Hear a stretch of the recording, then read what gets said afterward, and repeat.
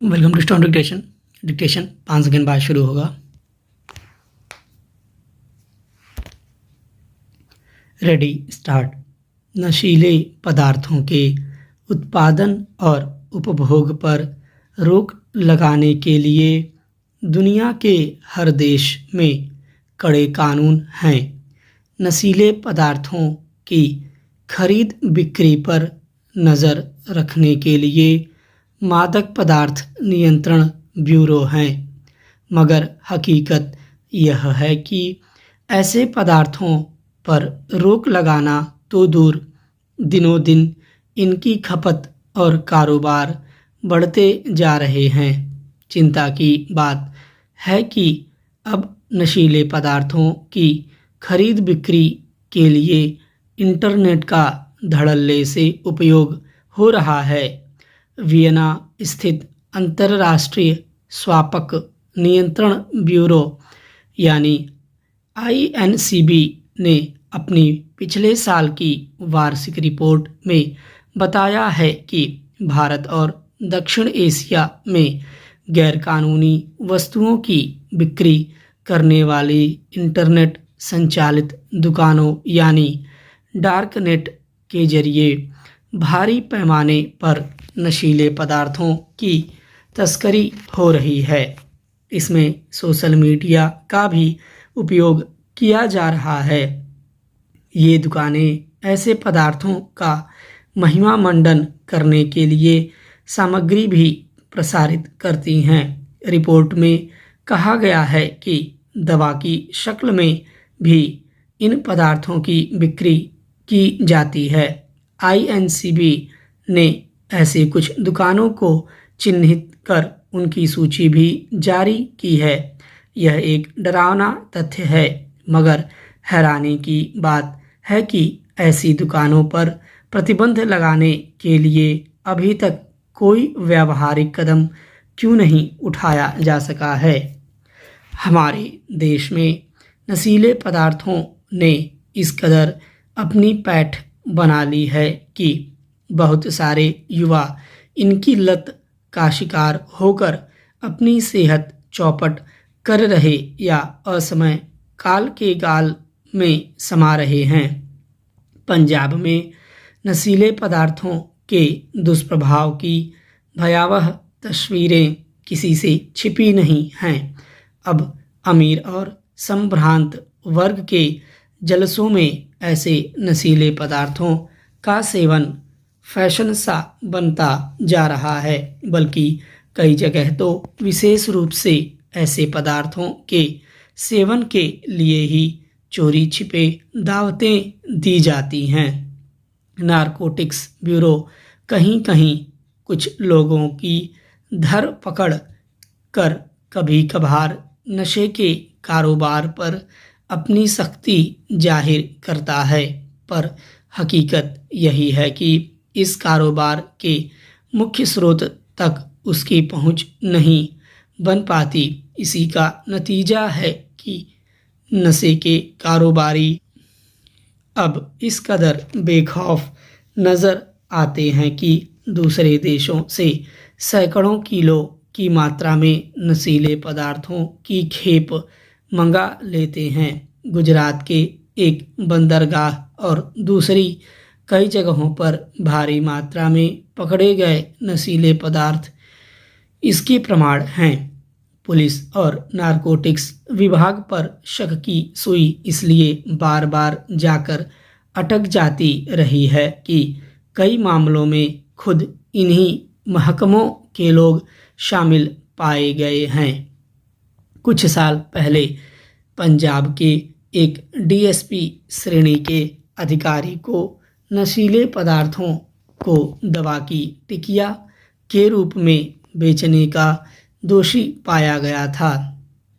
नशे का कारोबार इसलिए चिंता का विषय है कि यह न सिर्फ युवाओं का जीवन बर्बाद कर रहा है, बल्कि देश की अर्थव्यवस्था पर भी बुरा असर डाल रहा है। मगर सरकारें अभी तक इस कारोबार पर नकेल कसने में विफल ही साबित हुई हैं। इसके लिए दृढ़ राजनीतिक इच्छा शक्ति की जरूरत है, मगर पंजाब में जिस तरह एक राजनेता को इस कारोबार में संलिप्त पाए जाने पर गिरफ्तार किया गया, उससे यह संकेत मिलता है कि इस कारोबार की जड़ें राजनीति से भी खाद पानी ले रही हैं।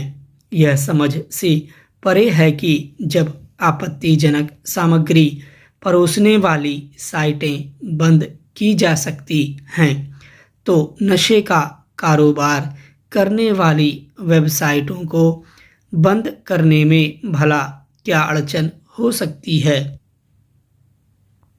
संसद के बजट सत्र के दूसरे चरण में यह आशा की जा सकती है कि दोनों सदनों में हंगामा और शोर शराबा नहीं होगा। इस आशा का एक कारण तो यह है कि बजट सत्र के पहले चरण में विपक्ष ने संयम का परिचय देते हुए हंगामा करने के बजाय विभिन्न मुद्दों पर बहस करना पसंद किया था, और दूसरा यह कि 5 में से 4 राज्यों में विपक्षी दलों को पराजय का सामना करना पड़ा है। स्पष्ट है कि पंजाब में शानदार जीत के कारण आम आदमी पार्टी तो उत्साहित होगी, लेकिन कांग्रेस समेत शेष विपक्षी दल मायूस होंगे। संसद में यह मायूसी खीज में तब्दील होती हुई नहीं दिखनी चाहिए। विपक्ष को इसका आभास होना चाहिए कि संसद के शीतकालीन सत्र में व्यर्थ में हंगामा करने से उसे कुछ हासिल नहीं हुआ था। यह किसी से छिपा नहीं कि उस दौरान वह संसद को चलने भी नहीं दे रहा था और ऐसे आरोप भी लगा रहा था कि सरकार उसकी बात सुनने को तैयार नहीं। उसके इस रवैये से देश को यही संदेश गया था कि विपक्ष दल संसद में अपने दायित्वों का निर्वहन करने के मामले में गंभीर नहीं। विपक्ष को यह भी याद रहे तो बेहतर कि उसने जिस तथाकथित किसान आंदोलन को हवा दी, उसका 5 राज्यों के विधानसभा चुनावों में कहीं कोई असर नहीं दिखा। उल्टे जनता ने उस कांग्रेस को कड़ा सबक सिखाया जो इस आंदोलन के पक्ष में खुलकर खड़ी हुई थी। पंजाब में तो वे किसान नेता भी बुरी तरह पराजित हुए जो चुनाव मैदान में उतरे थे। संसद राष्ट्रीय महत्व के विषयों पर चर्चा का मंच है। यहाँ यही काम होना चाहिए और वह भी पूरी गंभीरता के साथ। गंभीरता का यह अभाव न केवल समय की बर्बादी का कारण बनता है बल्कि जनता को निराशा करने का भी काम करता है। निस्संदेह सदन चलाना सत्ता पक्ष का दायित्व है, लेकिन वह अपने इस दायित्व की पूर्ति तभी कर सकता है जब विपक्ष हंगामा करने की जिद न पकड़े।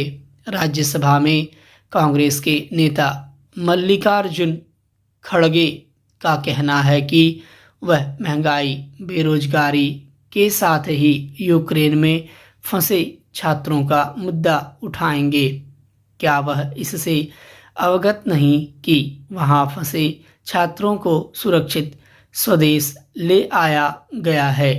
जो भी हो, इसकी अनदेखी नहीं की जा सकती कि विपक्ष कई बार विरोध के लिए विरोध वाली राजनीति की राह पर चलते दिखता है। वह समस्याओं को तो गिनाता है, लेकिन यह बताने से इनकार करता है कि उनका समाधान कैसे हो सकता है। उसके ऐसे रवैये के कारण ही उसका यह दावा थोथा साबित होता है कि वह तो सरकार को रचनात्मक सहयोग देने को तैयार रहता है, स्टॉप।